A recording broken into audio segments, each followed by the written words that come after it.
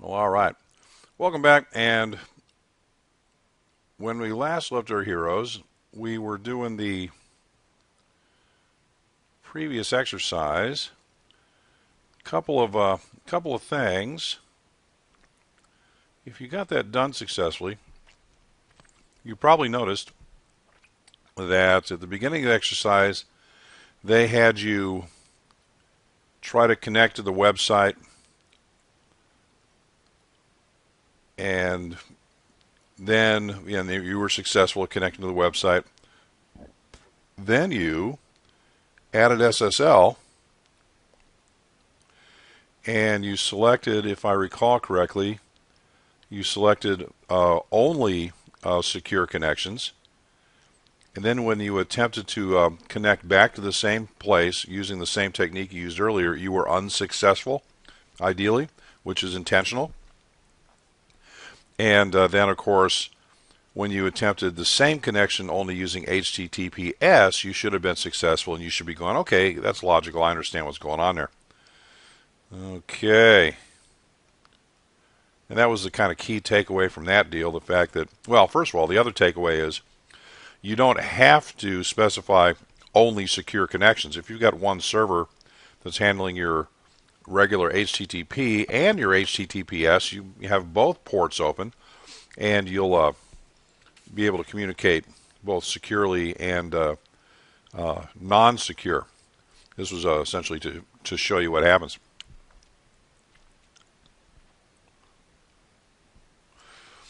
So in topic D, the next topic, just some additional infrastructure items. Certificates, well, they expire. That's a normal certificate thing that certificates do. And, well, the question here, it says certificates expire and need to be renewed. Well, let me say certificates expire, and optionally, if you configure them that way, they are renewable. And if you want to be able to renew a certificate, you can do so. And again, the certificate renewal process, one of the big benefits there is that gives you the ability to select, create a different key pair, a more secure key pair, longer key links, that sort of thing. So during that renewal period, it gives you the chance to upgrade your security. So that's a definite plus there, and you should probably do that. The lab associated with this, and we'll just go ahead and tack that on at the end of today's session. Do that along with the Module 5 labs if there are any. And there's an additional activity in this section as well, renewing a web server certificate. Because in addition to your own personal certificates, your web server, that needs to be upgraded from time to time. And it's a fairly straightforward process. Again, this is the Microsoft technique using the Microsoft certificate tools. Other vendors have different ways to do the same stuff. You might prefer another vendor's methods and techniques, but this is representative, so you've got that going for you. I think what they're showing here, they've if I recall correctly, let me look again.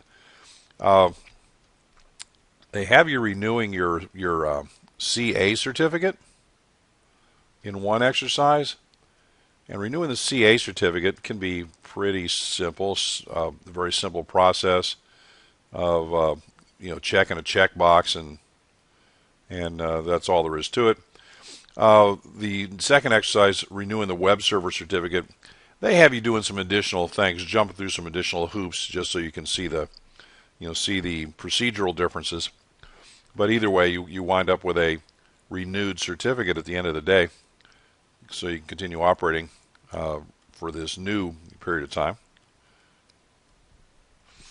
All right. Again, not a whole lot of stuff in that particular topic. So now we're already into topic E, having to do with backup and restoring certificates and private keys. So of the public key private key pair, clearly the private key is the one you have to pay the most attention to, because it's private, and we certainly don't want that compromised. That would be bad. So let's some of the security techniques Again, for this entire PKI thing to work right, you do need to maintain the security of your private key. The normal location, when you create a certificate, it's on your hard drive in your user profile area, kind of, a couple, 2 or 3 directories deep, where NTFS protects it and where only you have access to it. But still, it's on your hard drive. A preferred technique is to back it up to removable media. Back up your key, and then off the hard drive, delete it from the hard drive, and then as necessary, recover it from the storage. One thing you can do when you back up your key is require a password in order to be able to restore that key. That just makes logical sense. You don't want anybody being able to restore your private key. So that's so basically you just kind of back up to a removable media and require a password to recover the key. That's pretty fundamental. Some additional bits of intel here. Don't share private keys. That's not good. That's not what you're supposed to do. Yeah, in much the same way, you don't want to transmit your private key to somebody only to have it sniffed off the network and be compromised. As an alternative to simply backing it up and requiring a password to restore, there's a process known as key escrow. And this key escrow process uses generally a third party known as the escrow agent, and you essentially store your private key with this escrow agency. And there are what are known as escrow agents, and depending on the nature of the key, what it's used for, the security associated with that particular key pair, you can require more than one agent to collaborate in order to recover that key. So in other words, a single recovery agent would not be able to, by himself, restore your private key. There's such a thing as, in the book, it's referred to as M of N control, whereas, N is the number of escrow agents and M is some subset of that. You may have 3 agents and require 2 of them, to recover your key. Or it may be split up 5 ways and you require 3 users or 3 agents to recover your key. If you're a Star Trek fan, you've got your 7 of 9 process, whatever. Anyway, key escrow, third party, requires multiple escrow agents to recover a single private key. That's sort of that separation of duties aspect we talked about earlier, so that one person cannot complete a business process independently. Now, interestingly, now there's a reference, it talks about Microsoft's EFS recovery agent. In Microsoft operating systems for many, many years, there's a process known as the encrypting file system, or EFS. And you can simply, on your Microsoft system, kind of navigate to a file or a folder, right-click, go to Properties, and then when you go there, there's another button, an advanced button. You hit that, and on that second level dialog box is the option to encrypt your files or encrypt your folder.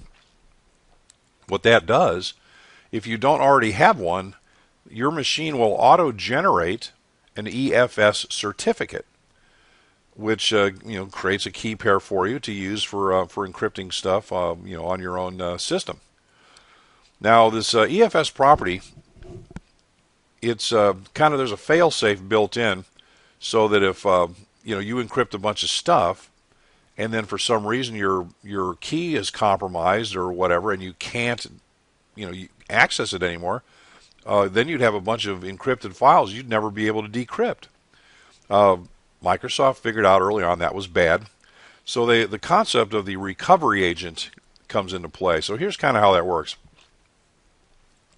When you encrypt a file, when you select that encryption option, and let's just assume this is the first time, and you don't have a previous certificate, a certificate gets created, And effectively, what happens is uh, through the magic of symmetric encryption, uh, a symmetric encryption key is generated, which is used to then encrypt your file, and that essentially that key is stored with the file, so that when you go to decrypt the file, your private key would be used to decrypt effectively the session key, which then be used to decrypt the data, kind of the standard process that we use with SSL sort of. But the issue is when you encrypt the file in the first place, a second key pair is generated for this fellow known as the recovery agent. And by default on a system, it's the administrative user. On in an Active Directory environment, kind of a domain environment, that recovery agent can be designated. So one of your alternative sort of collateral duties in the office might be to serve as the recovery agent. So in the event that one of the users under your administrative control has a problem, you can step in and you'd be able to decrypt those files, because the recovery agent's key is added to that file in exactly the same way that your key is added to that file.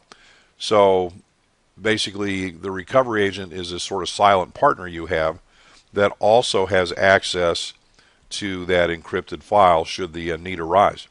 Because not having that sort of fail-safe would be too dangerous, meaning if something happened to the only set of keys that were eligible to decrypt that file, that's not good. So we've got that backup, this recovery agent backup, that kind of in the background, a set of keys is generated for that guy as well, so he can step in and recover those files. Now here's an interesting concept. Well, we talked about key escrow already, alternative to backup, a little more secure, third party, multiple agents necessary to recover your private key. And if you didn't get it the first two times I talked about it, in key escrow, right, third party, one or more escrow agents, whereas key backup, you simply certificates, keys stored in personal store or with files. Well, in an EFS encrypted file, the key is actually stored. It's called a FEC, a file encryption key. That file encryption key is a symmetric key, and basically that file encryption key is created as part of that EFS process.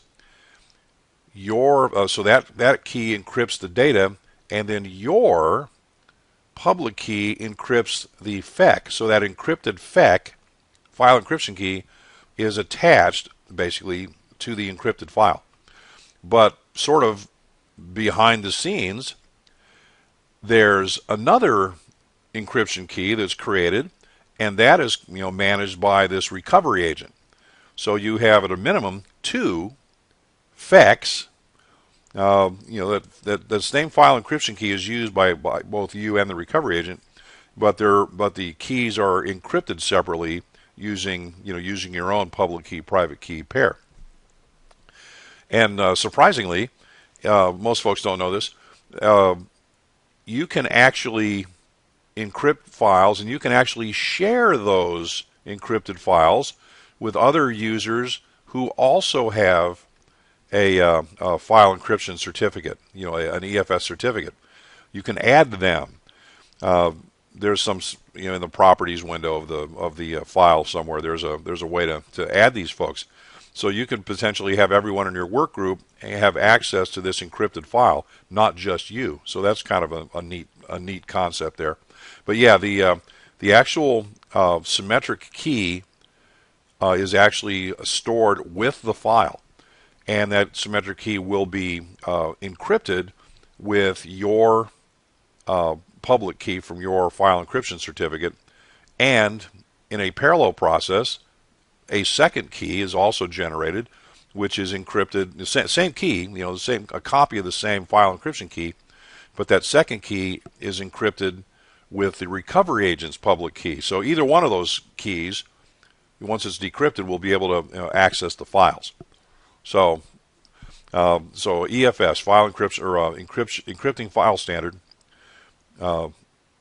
service, EFS, encrypting file service, I think it is, allows you to sort of magically encrypt the files because it self-generates an encryption certificate. Now you can manage that centrally. You can kind of not, you can kind of turn that process off at the local level, and you can manage it at the domain level and control this encryption process centrally if you feel the need to do that. That is an option you have. Now here's something. This is just a discussion item here. Let's discuss it. Let's pretend for some reason your private key was compromised. Let's say the hard drive it was on was had crashed. The hard drive crashed, and you couldn't recover it. So it's like, doggone it. Okay, so I need to go through either key escrow, if I use key escrow, or I need to go to my backup media and recover my private key. So my private key has been recovered. So mechanically I should be good to go. But let's look at this process. What you then do, and this is a matter of pretty much policy, I decrypt all the data that was originally encrypted with that particular key pair. I destroy the original key pair. I acquire a new certificate, and I re-encrypt the data with that new certificate. So you might be thinking, or you should be thinking, well, wait a minute. If I'm able to recover my public or my private key, I mean, isn't that the point of key escrow, or having it saved to a backup somewhere, so that I could recover my private key and keep operating? Mechanically, you are correct. You can. There's no mechanical reason why you can't just recover your private key and just keep operating. But from a administrative perspective, the fact that your key was compromised, even though you're pretty doggone sure what happened, there's no absolute guarantee that that key compromise wasn't initiated by some third party. Somebody has compromised your key, now has a copy of your key. We're just not willing to take that chance. So we do a one-time decrypt of everything that was encrypted with those keys. Then we retire those keys, and then we generate a new key pair, and we keep on going. Again, it's not really an issue of mechanics; it's an issue of policy. So even though you're not technically required to do that, it would still work otherwise. We just don't do that. We just kind of wipe the slate clean and start over with a new key pair. Sounds a little paranoid, right? But the question is, it's not whether or not I'm paranoid. The question is, am I paranoid enough? And remember, just because you're paranoid doesn't mean they're not out to get you. So that's all the paranoia jokes I have. So I'll just move on from that. Okay, so there's a little meaningless activity that shows you the process of backing up your certificate and backing up your private key. Not a huge deal. Just take a couple minutes. You can do that later. Okay, then we get to then there's a corresponding exercise where you back up the key and then you restore the key, and see how that just kind of logically see how that process plays out. And that takes us to topic F, essentially the end of the chapter 6 here, where we're talking about revoking certificates. Why would you revoke? Because remember, certificates expire naturally after their lifetime has come to an end. They just stop working, and that's great. But there are certain circumstances that would call for you to retire that certificate before its scheduled expiration date. Like the private key is compromised, or you suspect it's compromised. there's a you realize or you find out that you're using or that someone's using a fraudulently acquired certificate. There was a pretty big to do a few years back. There was a couple of Microsoft certificates that were issued fraudulently, and those were kind of carried in the pretty much everybody had a reference to these fraudulently obtained certificates, so they wouldn't honor them.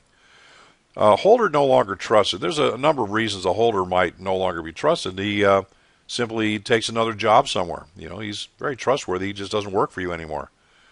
Or he's not trustworthy and he's under investigation for fraud or, who knows, whatever. You just have a hinky feeling about the guy, so you might want to revoke his certificates. Either way, if you have to take a certificate out of use before its scheduled expiration, that's revocation. The CRL, the certificate revocation list, is maintained by the issuing CA, not the root CA, but the issuing CA. And to revoke a certificate, there's a process you go through to do it, and that's in the lab, no big deal. And that adds that certificate to the revocation list, so that when somebody tries to use that certificate, a quick check will determine that that certificate has been revoked, and the requested party should then not honor the certificate. Now, in a related note, there's another way to verify the certificate's authenticity. One way is to check the CRL, and the certificate itself has a way for you to kind of walk the trust path up to the CA to verify that it was indeed issued correctly by the CA and so on. The other way to check is a protocol known as OCSP, Online Certification Status Protocol. So those two things go together. What two ways do we have to verify the authenticity of a certificate? That would be the CRL, and that would be OCSP. So OCSP is a protocol, unlike CRL, which is a list that you go look at. OCSP is a protocol that effectively goes through the same process that you would go through referencing the CRL. Checks certificates, responds with the status of said certificate. Again, it's lower overhead. It doesn't require as much in the way of system resources to do. There's no encryption mechanism associated with verifying the certificate's authenticity, but the primary thing to be aware of is there are two avenues to approach to verify the authenticity of a certificate. One is a CRL, the other is to use OCSP. So if you see it on the test, chances are you'll see both of those things together as the correct answer on the test. And there's a short lab on certificate revocation. Beautiful. Now also there's another lab talking about modifying the publication interval. See, the thing is, if you revoke the certificate, there's a second step, and that's publishing the CRL. So if you revoke a certificate but don't publish that change to the CRL right away, that means someone might be able to use that certificate for up until it actually gets published. So based on your organization and how you use certificates and a variety of factors, that will influence your publishing schedule. Maybe publishing a new CRL once a week is sufficient due to the lack of revocations historically your organization performs. Or maybe doing it daily, or maybe doing it every couple of hours might be more secure in a large organization with a lot of sensitive information laying around. It may be call for a more frequent publication schedule. So there's an activity that shows you how to update the publication interval. And so basically this chapter, although unlike most of the others, this one was pretty heavy Microsoft specific stuff. it's a representative process, and it talks about the mechanics of implementing a certificate-based infrastructure. Hopefully, by going through the labs, that kind of gives you a little bit of just maybe an appreciation for it. I would not expect any of those specific, mechanics associated with, creating the CA server and issuing a certificate specifically. Just, the broader conceptual issues are what you need to take away from this for the exam. But, always, getting a first-hand perspective on just kind of how the certificate infrastructure sort of, how it works and who it's important to and how you sort of manage this kind of new infrastructure makes you overall a better security admin. That's my theory, and I'm sticking with it. All right. So after we are done today, go back and finish up the Module 6 labs, as well as I think there's Module 5 labs. I could be wrong, but I think there are. Do those as well. But we're not done yet. What we're going to do now is we're going to move into Chapter 7, which is implementing compliance and operational security. It's a short lesson, but I don't think we'll make it all the way. We might make it all the way to the end. It's hard to say. So let me upload the next bag of slides. Module 7, implementing compliance and operational security. Some of the things to concern ourselves with. Topic A is a physical security. Mentioned before, mentioned it again. You guys are all over physical security. It's easy and fun. There may be a couple terminology issues to get on board with, but there's really no magic to understanding physical security. Legal compliance, on the other hand, even though you're a network admin or a systems admin and you're an IT guy and you don't know squat about legal procedures and what's going on in the with the lawyers, it doesn't mean you're not required to follow the the legal guidelines of that your organization or that other organizations place upon you. And you're thinking, well, how the heck am I gonna? You're not. It's the legal people that are gonna keep you compliant. Those guys. That's what they do. It's your job to be compliant, and it's generally someone else's job to let you know what you have to do to be compliant. So don't panic. The lawyers will come out of the woodwork as necessary and lay down the law for you. So there you go. Security awareness and training. Man, if there's a single topic on this test that is predictable, it's that if there's a question that can be resolved in favor of provide that poor user with some additional training. That guy was just confused. He's not a bad person. More training will solve the problem. If there's a question like that, that's the right answer. It's in real life, you'd take the guy out back and shoot him and get a new guy, but the CompTIA exam doesn't really see it that way. So just be aware that that's the answer you're going to want to pick on the exam. And we'll talk about some techniques and some references that are really great. By the way, there's a ton of super great references in this part of the course there. Integrating systems and data with third parties.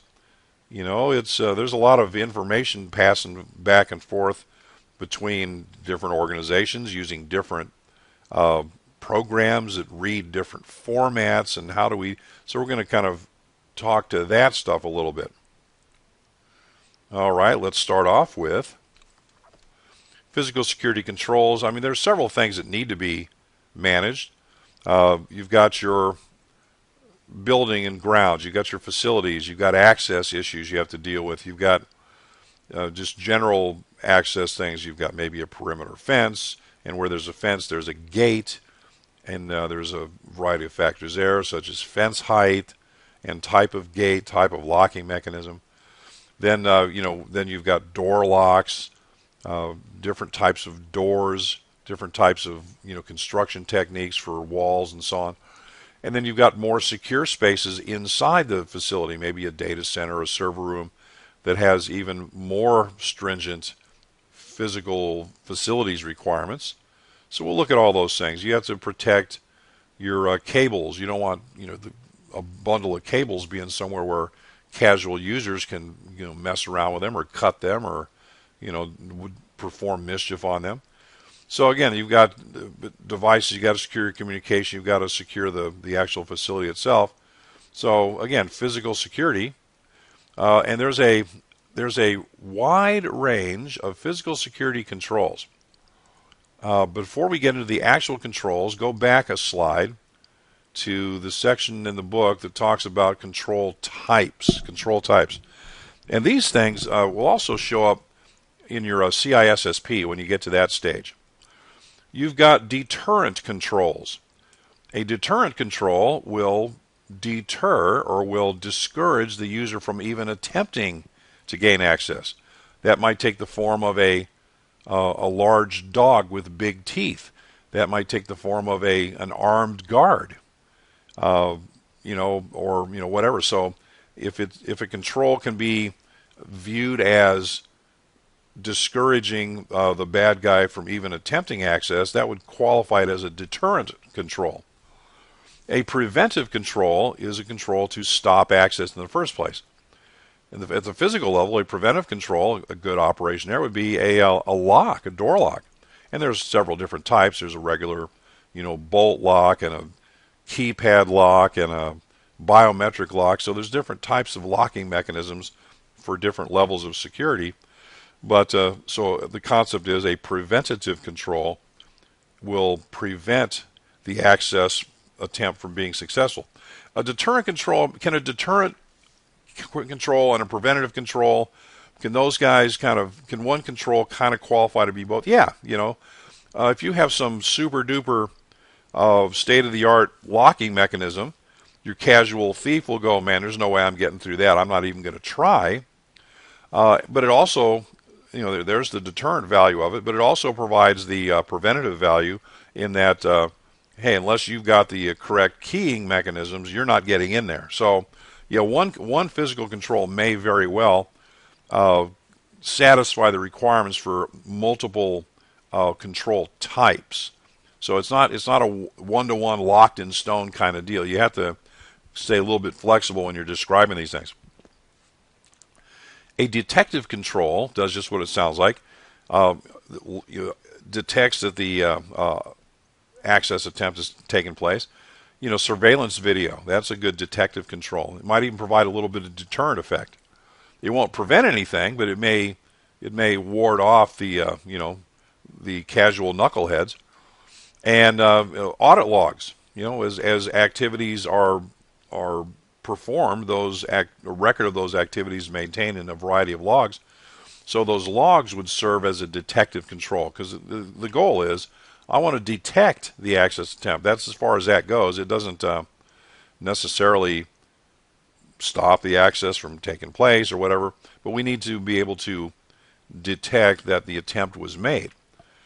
A compensating control is an alternative control. It's a control that you would put in place if your other controls are not practical or haven't been implemented yet, or you can't do it just right now. I mean, you may have a requirement to use a particular form of automated access control system or whatever. That might be in your policy that a particular vendor's implementation of some product is used. But you may be at a remote site or something, and that product is not available, or that product is not compatible with some feature of your remote location. So a compensating control is something that's like, well, I can't do that, but I can do this. The golly gee whiz bang automated man trap entry thing with the keys and the rotating doors and the flashing lights and all that stuff. You may not have that mechanism, that feature at some other facility. So you may have to, as a compensating control, put in, armed security guards with access logs that you have to sign. It's not the prescribed control necessarily, but it's a supplement. It's an alternative to perform the same function. So a compensating control. Oh, okay. Sorry about that. So a compensating control supplements or replaces the prescribed control in the situations where that control is not practical or can't be used. You're not always going to need a compensating control. In many circumstances, the controls you're supposed to use are the ones you're going to use, and those are the ones that get implemented and so on.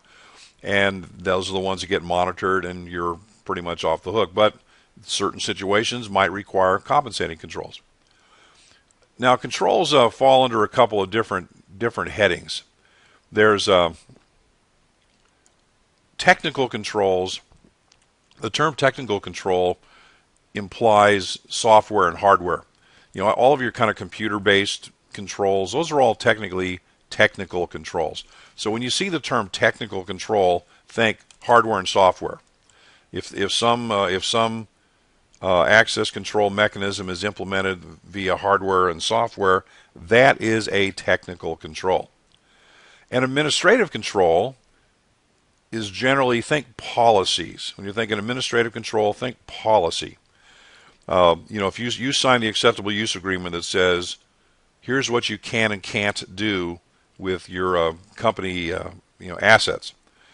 And if the user knows he's going to get fired for, if he takes his work computer home, there's nothing physically to prevent that user from picking it up, carrying it out the door, and putting it in his car. But the fact that there's an administrative control, basically a policy that says, if you do that, you'll get fired, that may prevent that security breach from happening. So your technical controls are hardware and software. Your administrative controls are policy based.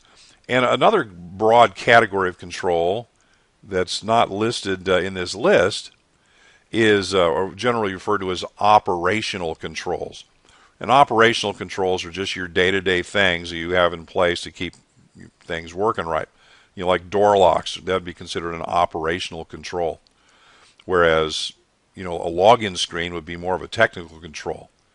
So, and I mention that because they've sort of changed the way that they kind of describe the controls. They're trying to bring them in line a little bit more with how they're described in the CISSP, and more industry standardization there.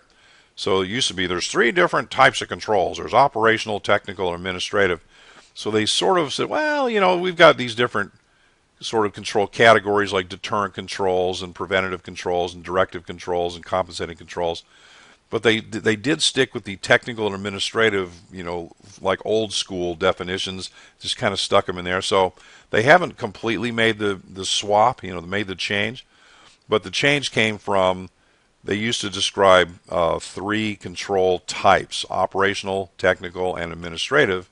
And now they're breaking it down in more detail, as opposed, in terms of like deterrent, preventative, detective, and compensating. That does bring the Security Plus information more in line with what you're going to see in other industry training programs. All right. Now, as far as these controls go, here's a nice laundry list of some of your more popular physical controls. Locks, right at the top of the list, man, locks. And there's a bunch of bullet items in the book associated with locks. There's traditional lock and key. You lock the door with a key and you unlock the door with a key. Everybody knows how that works. And from a policy perspective, that's a preventative control. There may be, and that key may be designated as non-duplicate. Some keys are not, are special keys, and you take them into town to a locksmith and they won't do it for you because it's specified as a non-duplicate kind of key. So that would be more of an administrative control too. where policy says these keys are not duplicatable. Oh, okay, duplicate this key, and you're going to jail. Oh, okay, I don't want to go to jail, so I'm not going to duplicate the key for you, mister. Sorry. Uh, Electronic locks using your smart cards and using RFID chips and proximity cards, and there's other ways to trigger those access control systems.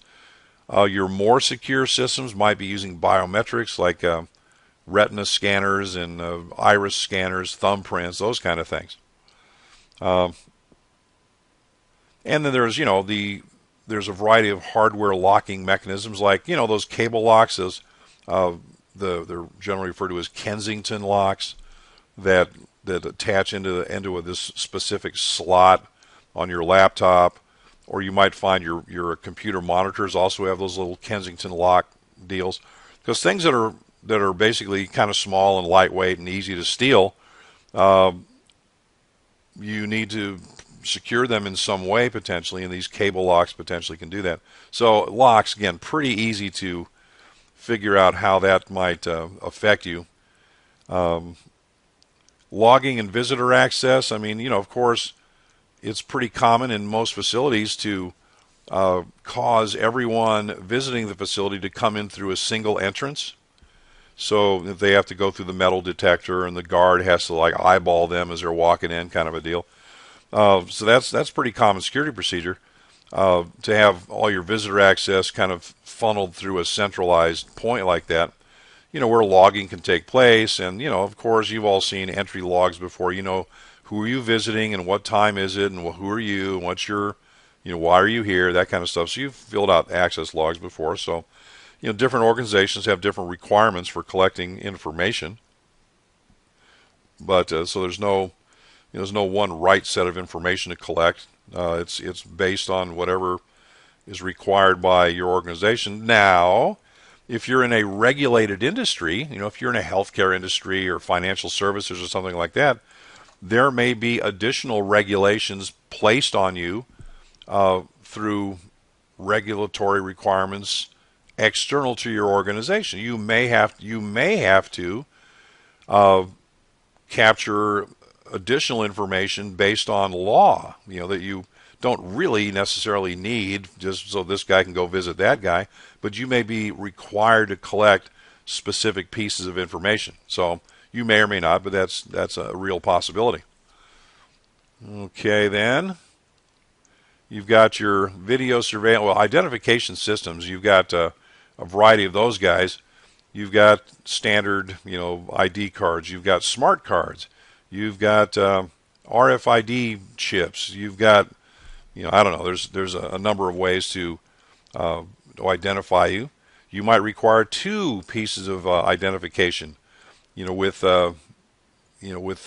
picture IDs issued by some governmental agency, right? But the point is, there's different systems, different facilities that have differing security requirements are probably going to require different levels of identification to allow access. It may very well be if you're not on the list, you have to be escorted by somebody that's that works there and has an appropriate badge, that their badge allows them to escort people. That's kind of how we work at the State Department. Kind of almost anybody can come visit, but they can't just waltz into the facility. They have to be escorted by someone, in and out, and they have to sign in, sign out, that kind of deal. Video surveillance, of course, you understand how that works with cameras and such. You see the term CCTV, which stands for closed circuit television. So that's pretty much always associated with video. I've seen that on the test before. And, it's video recording can provide a deterrent effect, can supplement other logging things that you're doing, and you can always potentially review the video that's covering a particular access point in the organization to maybe identify someone, whatever. Security guards, that's pretty straightforward. They're generally large and scary and armed, and they are trained how to spot suspicious circumstances maybe, and so on. The signage, again, it's like keep off grass. That sign guaranteed to keep you off the grass, right? But certain signs tell you, stop, do not proceed. When I was stationed in Germany back in 1970 something, it was still during the Cold War. Czechoslovakia existed as a country. It was one of the Soviet states. East Germany was still existed, and I was stationed at a place. It was right up just south of East Germany and just west of Czechoslovakia, and very, very close to where I lived was the border. And at a couple of points, the road took us essentially within like 1 kilometer of the border, and right there's a big old giant, sign like 2 meters tall, said, warning U.S. military personnel not authorized to proceed beyond this point, blah, blah, blah. So, that's times have changed. Now you can just pop over to, Prague for a beer, you just, show your passport at the gate and on you go. But that was back in the 70s, man. It was different. But again, signage is important. Again, if the sign has like a skull and crossbones and says "stay out," minefield, that might deter an intruder potentially. A bonded personnel person, You've got non-IT folks going into your IT spaces. You've got the cleaning crew. You got the maintenance staff. And your IT people we're friggin' slobs. We make a mess, and we need to be cleaned up after. So we need the night crew to come into our spaces and kind of tidy the place up. Well, bonded basically means, hey, they're insured. They passed a rigorous screening process prior to being hired, and they've been deemed safe to enter into this facility for the purpose of doing their job. And every once in a while, you get bit by that. You'll read some article saying something was accessed or by somebody on the maintenance staff, or in the movies you always see some guy pretending to be like the night janitor and then sneaking into the server room and stealing stuff. That may actually happen. I don't know. But again, that's what bonded personnel are all about. The term man trap, we covered that. That's sometimes referred to as a dead man. It's got 2 doors, one door in, and then that door closes behind you, and it only lets one person in at a time.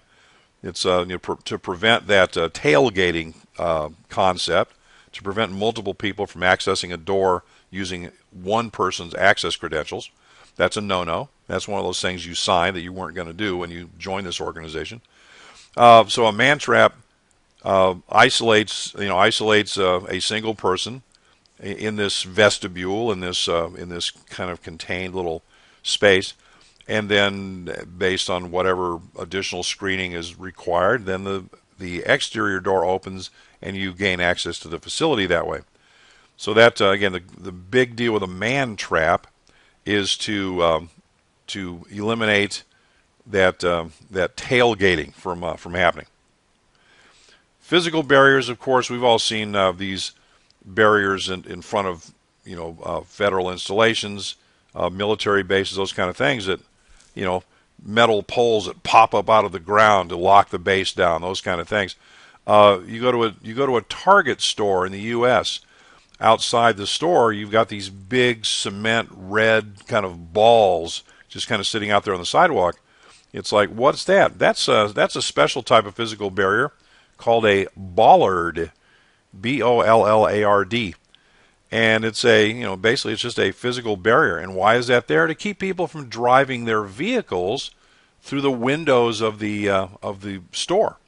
These bollards are placed out there to prevent that kind of activity from happening. So again, physical barriers, that's pretty straightforward. I mean, that's obviously fencing and those kind of road things that direct traffic in certain ways to go through the security checkpoints and so on. Alarms are physical security controls. Those would be the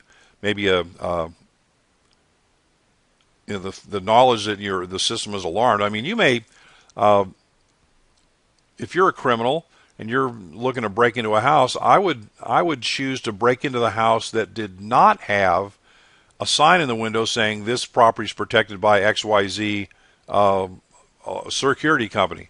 You know, it's like, you know what, I really don't want to mess with that. I'll go to this guy's house who isn't protected by an alarm system. You know, so an alarm can be a deterrent effect, and also have that detective capability to identify when the alarm goes off. That's a good indication that somebody has, you know, broken the window or has, you know, opened the window maybe.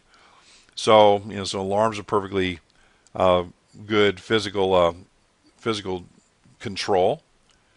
Motion detectors, again, that's primarily a detective control, which will detect movement, you know, kind of a perimeter area, and these things are tunable, and you want to be able to, you know, kind of enable them to be sensitive enough, but not too sensitive. But the point is, it detects motion.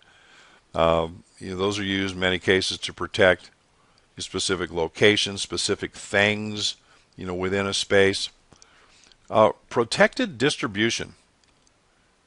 The goal of these things, protected distribution systems, make it difficult for attackers to compromise cabling of a communications network. Hardening the cables with, you know, you run your twisted pair through through an armored conduit, kind of a thing.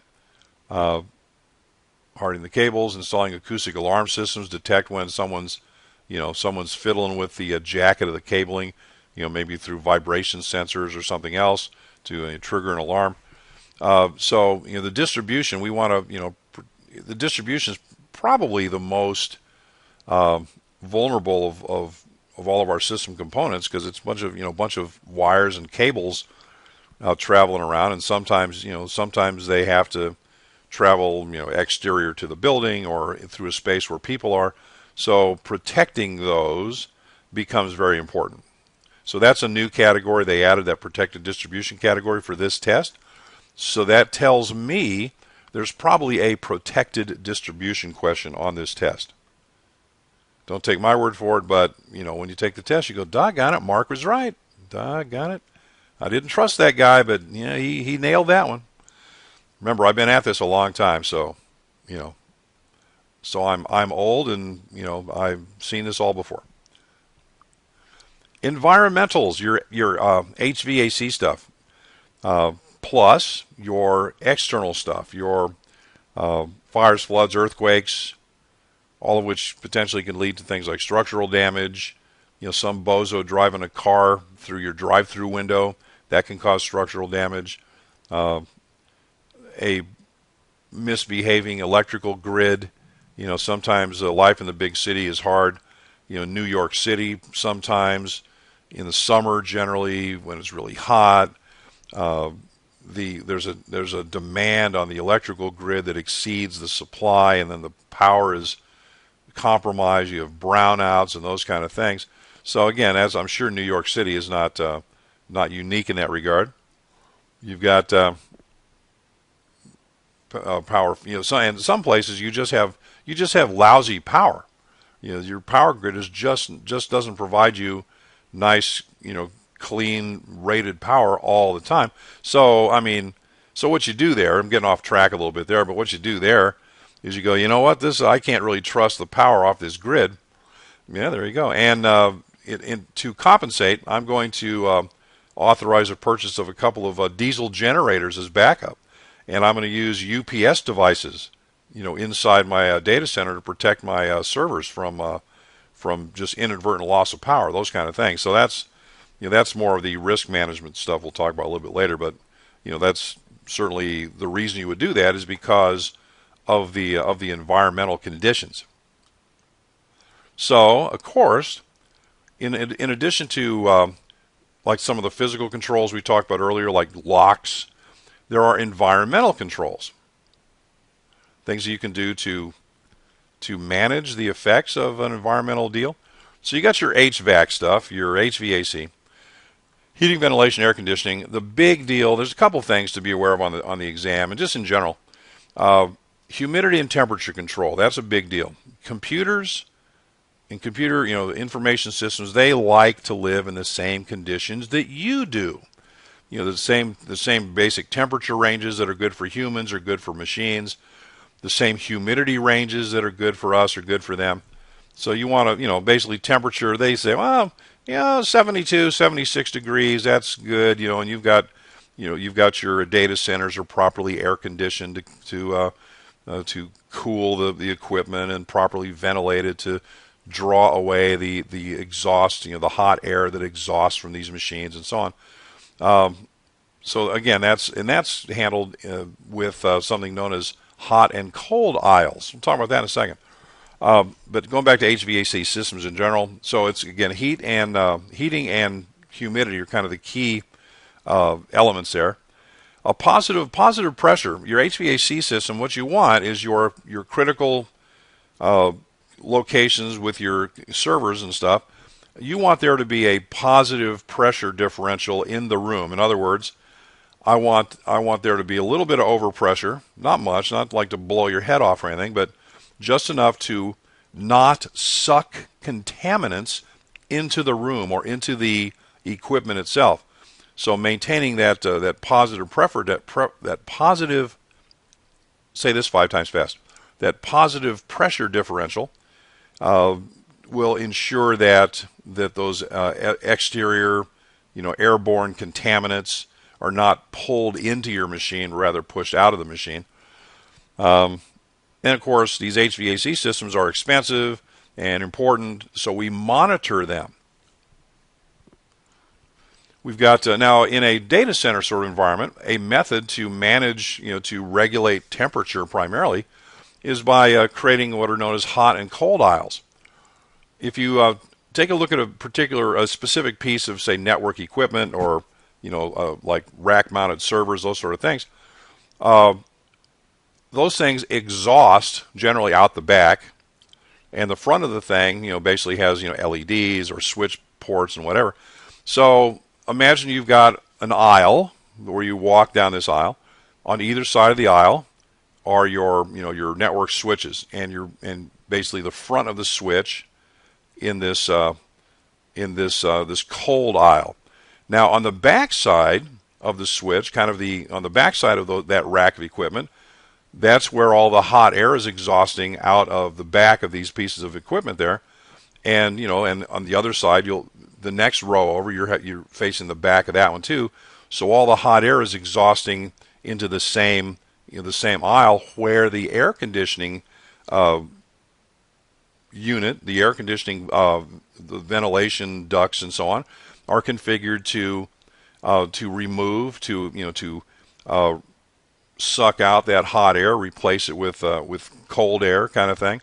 So that allows us to kind of target where the heat sources are to maximize the efficiency of our heating and air conditioning environment. So hot and cold aisles, that's a way to sort of create zones, of temperature zones that we can configure our HVAC systems to deal with. Electromagnetic interference is generally bad. So electromagnetic shielding is potentially a good thing, depending on the type of area. It might be some sort of industrial area, maybe industrial machines, robots, those kind of things. Generate a lot of EMI activity, which is not good for maintaining the integrity of your data. So you want to ensure that you provide the appropriate level of EMI shielding to protect your data. Alarm panels, right? You've got these are environmental controls. This isn't like somebody's breaking in, kind of thing. This is like an air conditioning, compressor went down or something.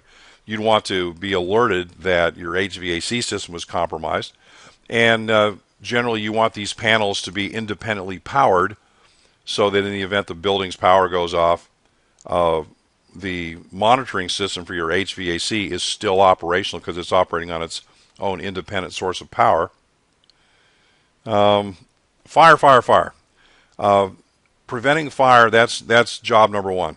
So try to avoid, using your server rooms as repositories for a bunch of cardboard boxes and paper trash and stuff, just to, just as like a place to get them out of the way of people looking at them. You don't want to do that. You want to prevent fires from happening. In the event that you're not successful with that, then you want to detect the fire in as rapid a time frame as possible. Oh, as fire prevention, it also talks about, hey, there are construction techniques that by code may be required in terms of how you construct fire-resistant walls that will resist a fire for X number of hours, and fire-resistant doors and those kind of things. Fire-resistant office materials, and anything you can do to eliminate flammable materials in the space is generally a good thing. Failing that, you need to be able to detect fires. There are smoke detectors which actually detect the particulate matter in the air, raise an alarm. There are heat sensors. I mean, before there are any visible flames, there may be heat that has reached a certain level, and you may want to be able to detect that heat signature before it turns into a full-blown fire. And then, of course, once there is a full-blown fire, you want to be able to suppress said fire. And there are different fire suppression mechanisms that are appropriate for different kinds of spaces. I mean, your Class A fires, Class B, Class C. Now, your computer equipment, it's all electrical equipment, basically. So those typically a Class C fire is what you're generally going to be concerned about in a space with a bunch of computer equipment, and you want to use the appropriate fire suppression techniques there. So in terms of environmental monitoring, he continues as if nothing happened. Continuous monitoring your HVAC sensors, your fire, essentially your fire detection sensors, and any specifically threatening conditions, heavy weather, tsunami alerts, those kind of things should be monitored with potentially more frequency as necessary. Oh, yet another point on this test and all the CompTIA tests, safety of personnel. That is number one. Number one. On a CompTIA exam, if you had to choose, bring in the Marines to guard the data, even when there's threatening environmental conditions, and it's every man for himself, or use the Marines to save people first and then go back later and get the data. Yeah, on the CompTIA test, you want to save the people first. In real life, in the State Department environment, yeah, you may, the answer may not be quite as obvious. So, but on the CompTIA test, the answer is very obvious. Safety of personnel is the number one overriding factor. So just keep that in mind, and nobody gets hurt. No pun intended. I crack myself up. So again, safety. Again, it's a prime concept. Affects obviously people. Deterrence. It's there's a variety of ways to deter people from entering the facility, so to speak. You've got fencing, and the height of the fencing makes a difference. I mean, if the fence is like 4 feet high, it's not really designed necessarily to keep them out, just to provide more or less a psychological barrier. Once the fence gets to be about 8 feet high, okay, we don't want you climbing the fence and coming in. You throw some razor wire on top of that. That's reinforcing that statement a little bit. Protect employees at locks. Proper lighting. Light up those dark corners. Provide the appropriate lighting at your strategic entry points. There's a type of lighting called glare lighting that's usually in conjunction with your intrusion detection. So user he's climbing the fence. Maybe there's a sensor at the top of the fence that, when activated, causes very bright, disorienting lights to be shining directly in the face of whoever's climbing the fence, which should serve the purpose of disorienting them and lighting them up so that your security personnel are aware that what's going on there. So again, there's lighting serves multiple purposes here.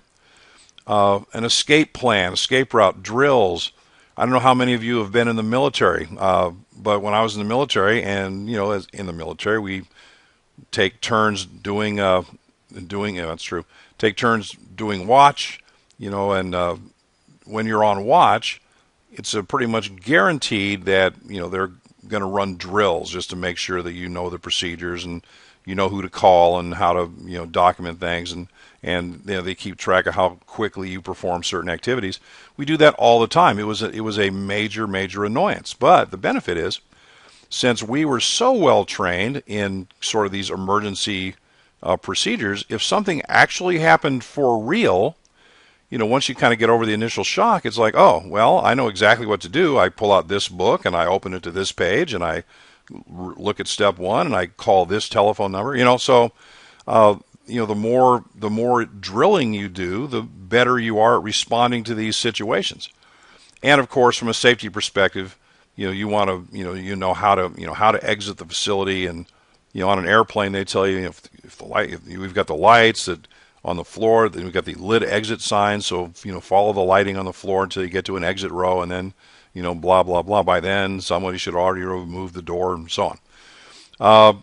And then test them. Trust but verify. I mean, once you've this is part of the risk management process, the continuous monitoring aspect of the thing.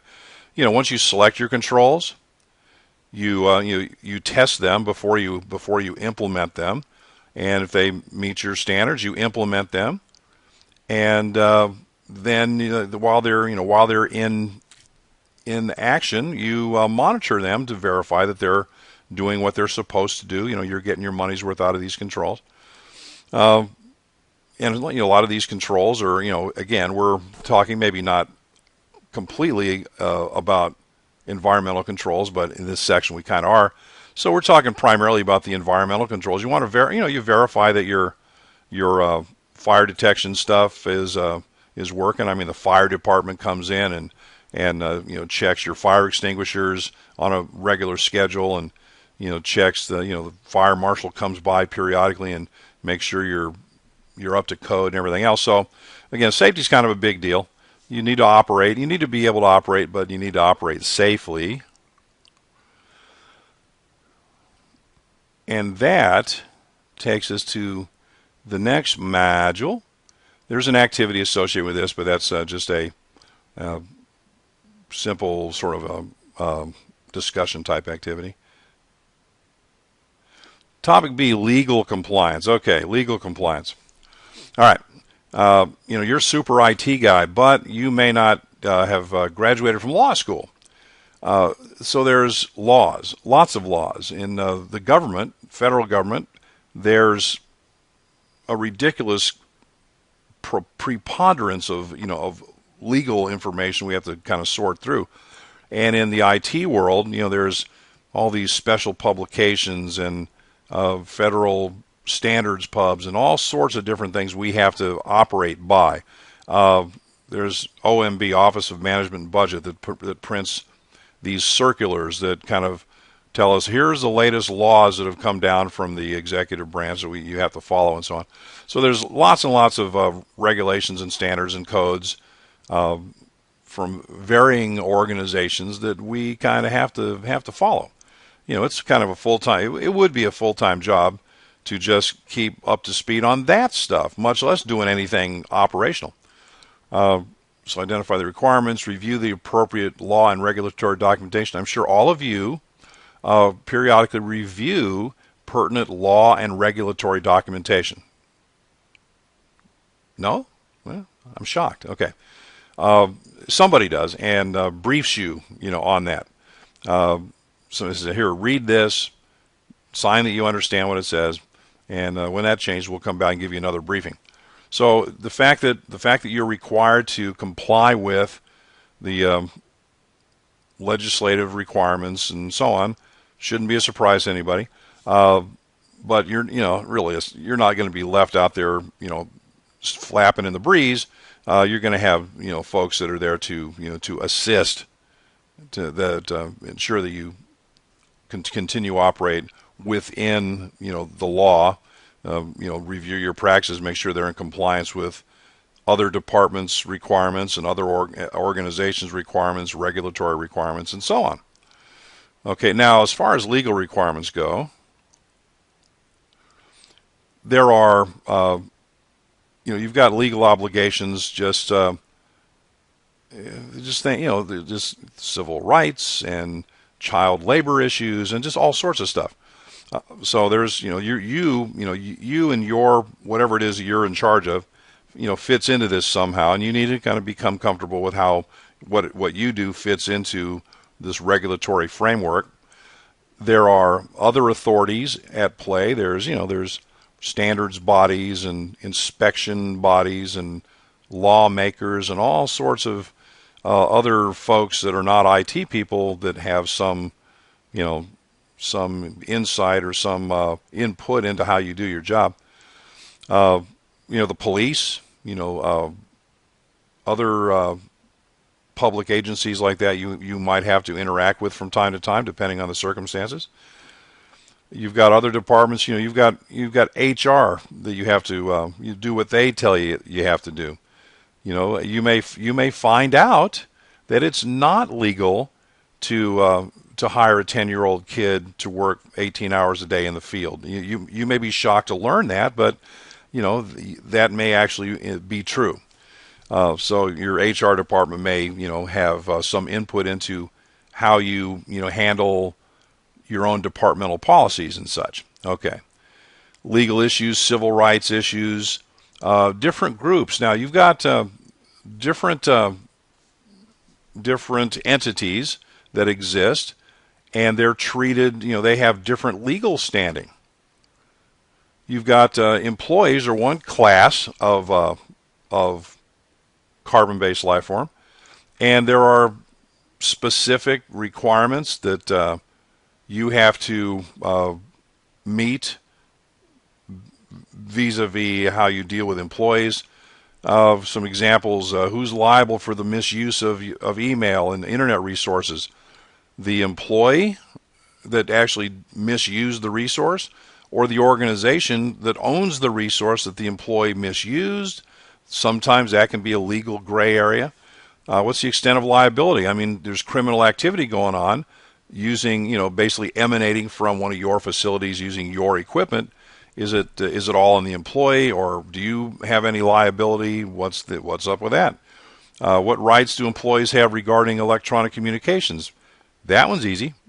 In the federal government, we pretty much have no expected right to privacy. It's no reason. We have no reasonable expectation of privacy because we said so when we joined up.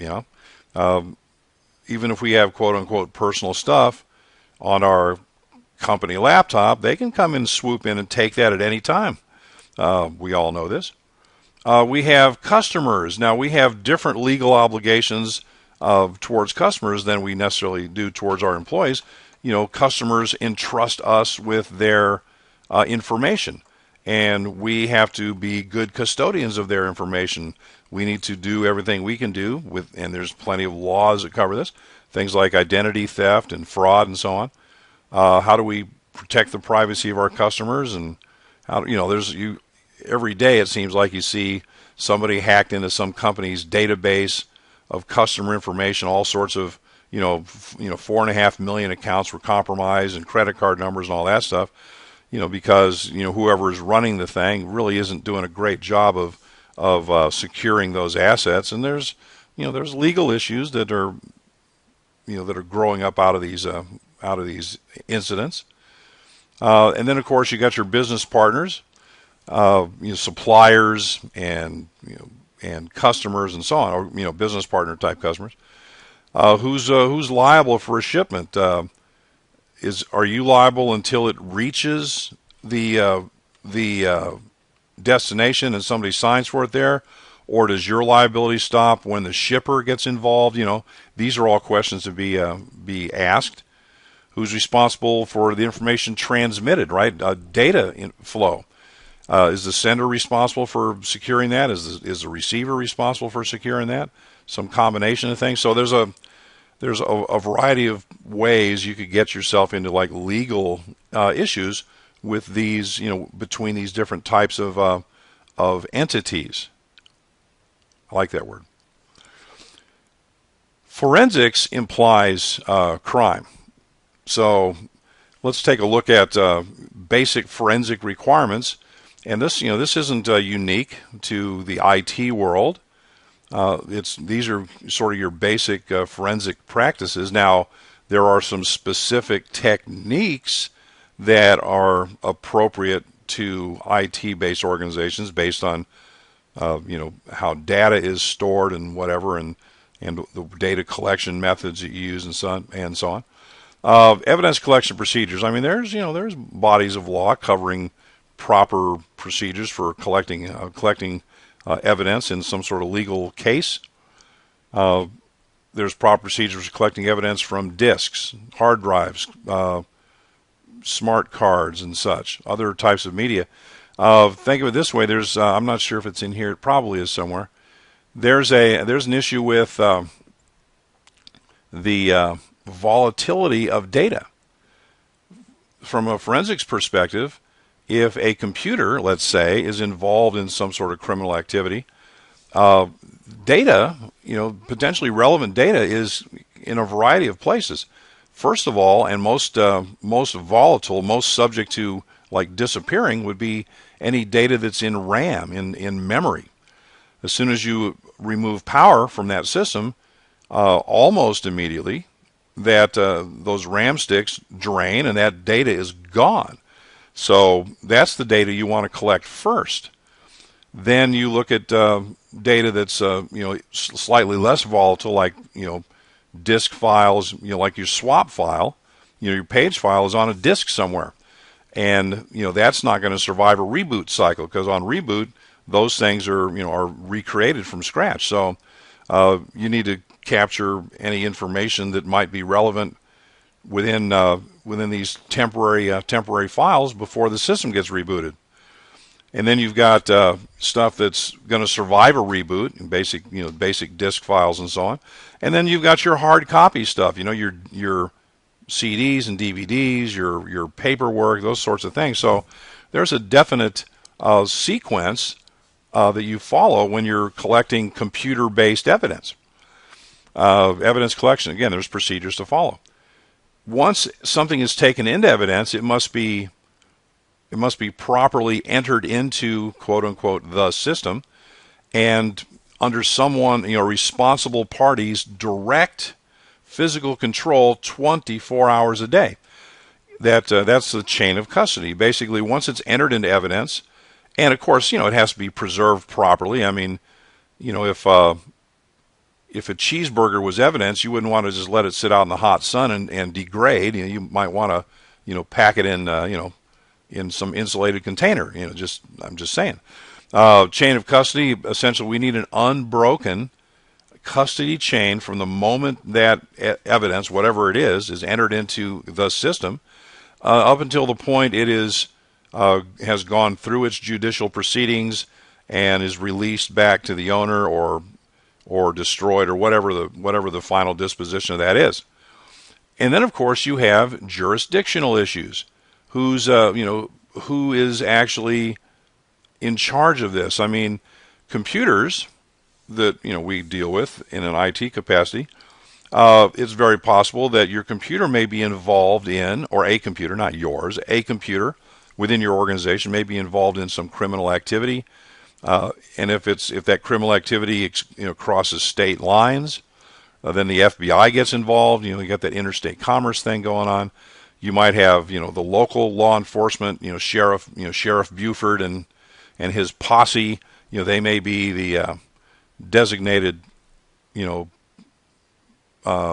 enforcement agency for your local area, and chances are pretty good that Sheriff Buford may not be completely up to speed with all of the procedures and mechanisms associated with preserving your system. You're let's say you're the system owner, and your system requires some pretty specific handling that that untrained folks like your local sheriff just may not have. So, at a minimum, one of your people needs to be available at least as a technical consultant.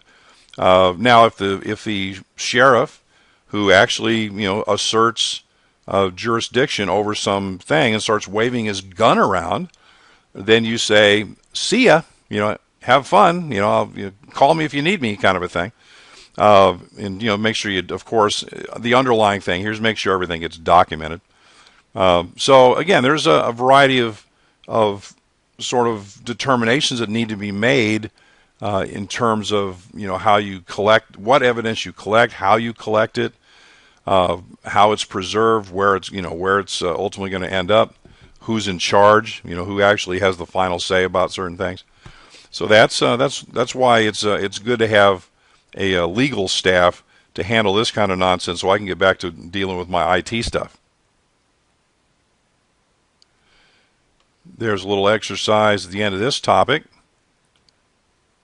and it involves opening up one of your files and answering some questions, so that'll be fun. You should definitely do that. Let us move into topic C, security awareness and training. Even though you're, maybe not an IT person, you might be the guy that cuts up vegetables in the company cafeteria. You still have certain requirements that are IT related that you have to abide by. There's, if you have a logon account, you have to, properly, use your systems and log on and log off properly. The policy, and there's any other, basically, if you're the last person to leave a room, turn off the lights and lock the door, those kind of things. I mean, everybody has some hand in the security of your operation there. Your security policy, I mean, the actual policies that govern what Joe Six-Pack average user are supposed to, do, that's written down somewhere, and that should be somewhere that's accessible. Users need to know where they can go to get that stuff. Does your security guy have an open door policy? Hey, come to me anytime to report, if anonymously, if you need to report any security violations or anything you suspect, make it an open chain of communications. And then, of course, somebody in the organization, you maybe, or the office you work with, has to develop the training material, has to deliver the training, has to document the fact that Joe Worker Bee attended the mandatory security briefing for, FY15, third quarter, kind of deal. So, again, there's a lot of documentation involved in making sure your training environment gets the training across and meets the appropriate regulatory requirements. Okay. Some of the more specific issues. Now, role-based training, your database administrators are probably going to receive, slightly different training than a data entry clerk, would receive. And that's reasonable. Your job role, determines, hey, what do you do around here? What's your job? I see you here all the time, but I don't know what you do. Your job role, of course, is relevant to what you do. And there are different levels of responsibilities. So you need to receive the appropriate level of training for your responsibility. But if you're just average user, your training is going to be limited. If you're that guy's supervisor, well, there's additional things that apply to you, and so on. Information, how much and what type of information can be shared? There is what is known as PII, personally identifiable information. I was talking about NIST documents a couple days ago. There's some special pubs out there that cover very explicitly PII related issues. If you're even remotely confused, you can go look that stuff up, and they'll tell you why it's important and what's considered PII and what you should and shouldn't do with it, those kind of things. And your organization is a State Department, but it's going to basically follow these federal guidelines. And then, of course, there's the reporting issues. Hold on a second. Let's.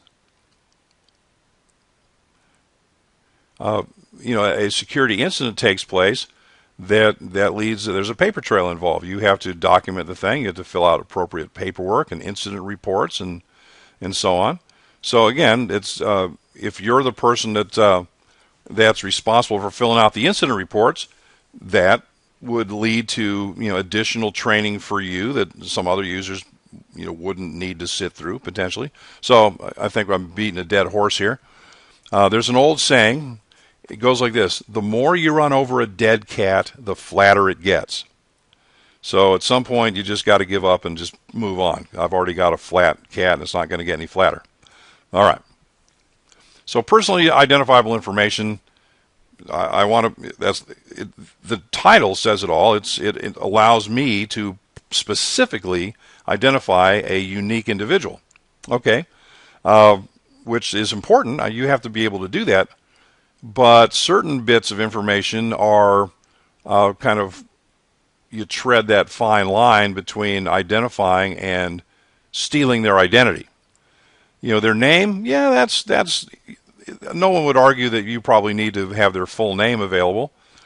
Fingerprints, well, maybe. How are you using those and how are you storing those? Because you certainly don't want to let that information maybe get out. License plate number, well, your Department of Motor Vehicles, of course, needs to keep track of that.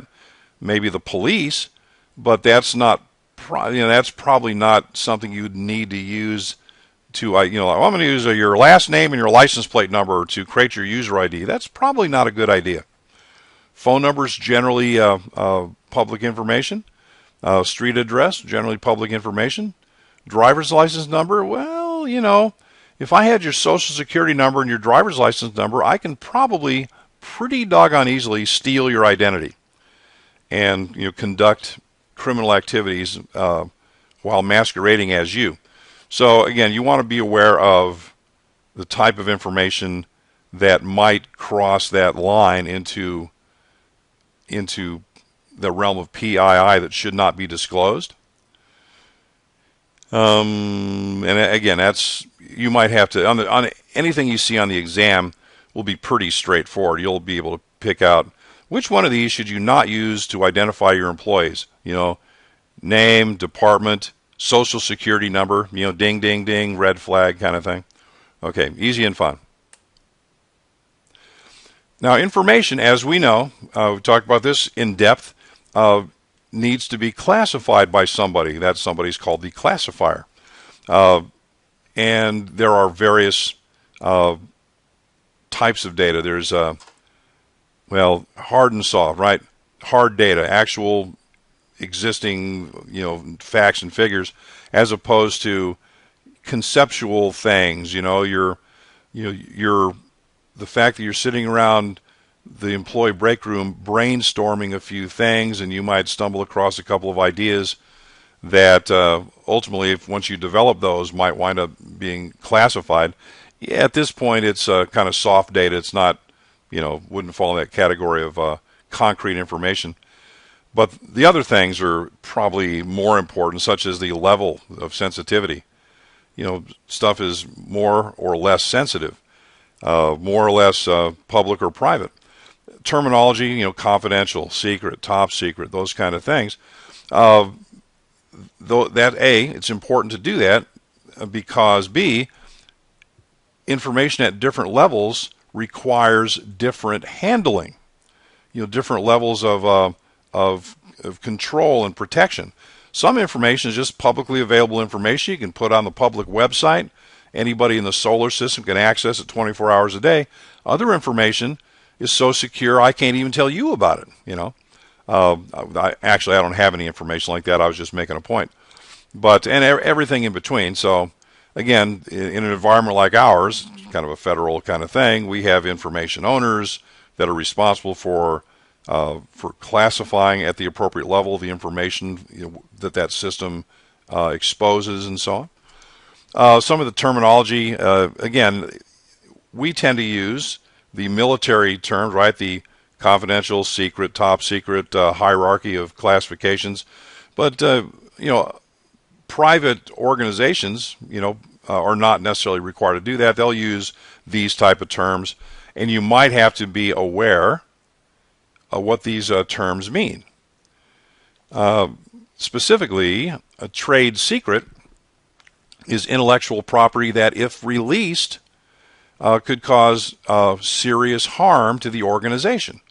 If your secret formula for Coke, got revealed, and then anybody could regenerate a legitimate Coca-Cola in their bathtub at home, all of a sudden the value of Coca-Cola stock would deteriorate and bad things would happen. So trade secret is, again, but the thing is, if you have information that's, I'm just picking on this as an example, if you have information that is found to be a trade secret and is designated as such, well then you, the custodian of said trade secret, you're on the hook to provide adequate security for that.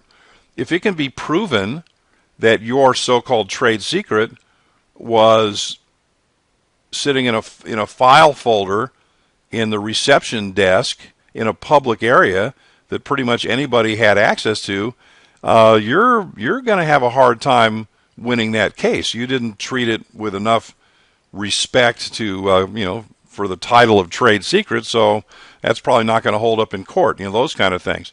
You're going to lose your job, but the company's going to suffer a major hit. A financial, reputation, any number of kind of intangible things.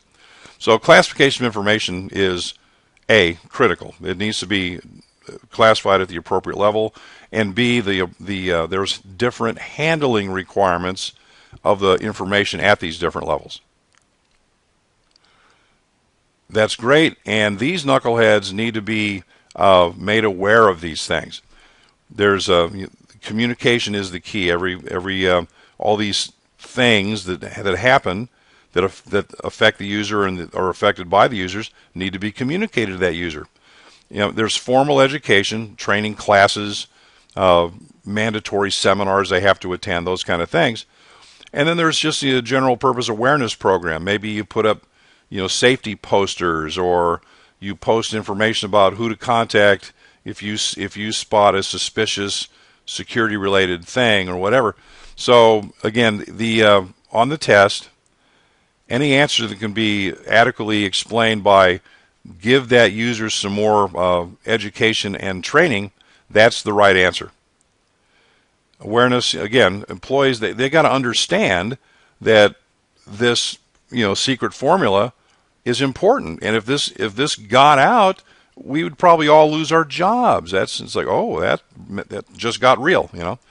Employees need to be aware of their job, of their.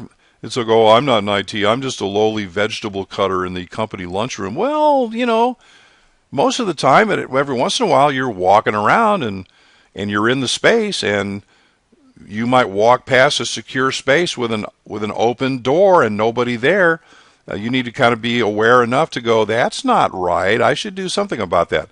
And you need to, better than that, you need to go, oh yeah, I was told what to do in the event I encountered an unsecured space on this floor of the building, that kind of a thing. Communication, keep your lines of communication open. Have a sort of an open door policy, maybe have an anonymous sort of like a box where users can report their security concerns without fear of reprisal, and you might get more honest responses from users if you don't have to, they don't have to worry about being tracked down and called out, by name, on this thing. There's a variety of techniques that are approved, not approved, perfectly fine for one organization, maybe not the best way to go for another organization. Education, kind of talked about that a little bit, but education's good. I mean, the concept, this whole skills incentive pay thing you guys at the State Department have, the reason they're willing to pay you that money is because you are a more valuable asset. You've obtained some valuable education that makes you better at your job. That let's incentivize you guys to go out and do that. That makes perfect sense. Take a look before we move to user responsibilities, take a look at just on the page where this slide is. There's a reference to online resources. In my slide deck, it shows page 330. I don't know if that's the exact same page for you. Probably not. Who cares? Doesn't matter. But take a look, and there is a extensive list of websites that cover a wide variety of topics, and you probably want to maybe go to some of these places. SANS.org is a good one.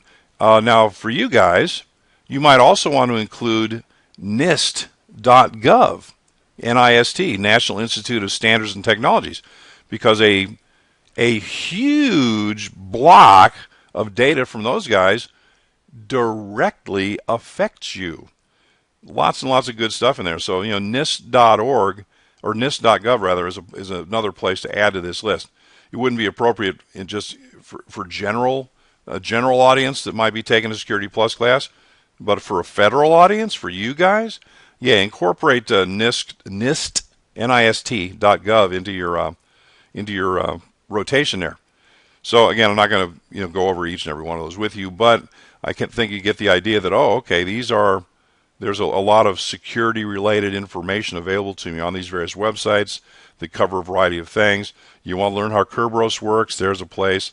Anyway, the point is, it's not inclusive. It doesn't include every possible resource that you might find useful, but you got to start somewhere. There's some good stuff in there. And if you're ever bored at work, not that ever happens, you might want to say, well, you know what, I'm going to go ahead and research a couple of these links that I learned about in the Security Plus class, and read up on this topic because it interests me, whatever. So it's a pretty doggone good starter list. I am done flogging that thing now. Okay. User responsibilities, kind of been hitting that, as we go. Now, all of this revolves around education and training. They need to understand that when they're checking their email and they see a letter from a Nigerian prince offering to expatriate several million US dollars, all they have to do is provide a bank account number to deposit into. They should know that that's not real. They should be able to recognize a phishing scam because somebody in the organization has said, hey, users, here's what to look for. Here's what you'll see. These are fake. Don't go there. That kind of stuff. So it's generally about training, because users can't be necessarily held responsible to just somehow know stuff. That's not reasonable. The stuff that you need them to know, you need to put out there for them to know. And they've got their system security requirements. As you access a system, you've got to follow the password requirements. You can't leave your workstation unattended. You have to shut it down properly. All those kind of things. You've got to lock the doors when you leave the facility. You've got to enable, whatever. You can't let other people come in the door on your code. That kind of stuff. When you're not using this device, it has to be secured.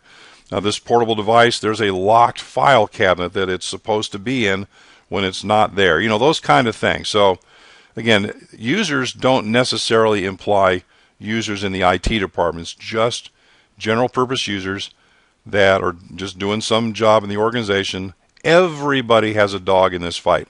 Everybody has some requirement to watch out for the organization's security posture. Okay, validation of training effectiveness. Well, let's say that you're required by law, and in many cases you are, to provide certain levels of mandatory training. How do you ensure compliance? There's a couple of web references here to a place you can go to download some tools that you can use to measure these kind of things. And by ensuring compliance, just ensuring compliance, that's not necessarily going to make you a better organization. But if the things you're ensuring compliance for are valid in the first place, then it probably will increase the overall security of the organization by, if people are attending the training. Hey, people are, when they see the tip of the day pop up on their login screen and they answer the question successfully, did you guys know that stuff is logged? And if you don't score a high enough score on these little things that pop up on your screen every morning, you'll get contacted. You'll have to go through some remedial training. So they're keeping track of that stuff. Help you identify components that have the greatest impact. You might learn that through user feedback potentially, or just observing the effects of your training. Establishing metrics. I mean, there are ways to gauge the effectiveness of kind of anything, and there are people that are willing to show you how to do that. And there's virtual endless supply of resources that are available to us to do that exact thing. There's an activity at the end of this section. We are at topic D. We will stop there. It's 6 o'clock. Well, it's whatever time it is. It's 6 o'clock my time. So we'll resume Friday morning, same time, same station. In the meantime, go pick up the rest of the exercises from Chapter 6. Go back to Chapter 5. I think there's exercises for Chapter 5. Kind of get up to speed. I'm getting those videos up on YouTube pretty much as fast as I can. I've got half of yesterday's up there. I'll get the rest of those up there, and probably today's as well. And I'll see you tomorrow.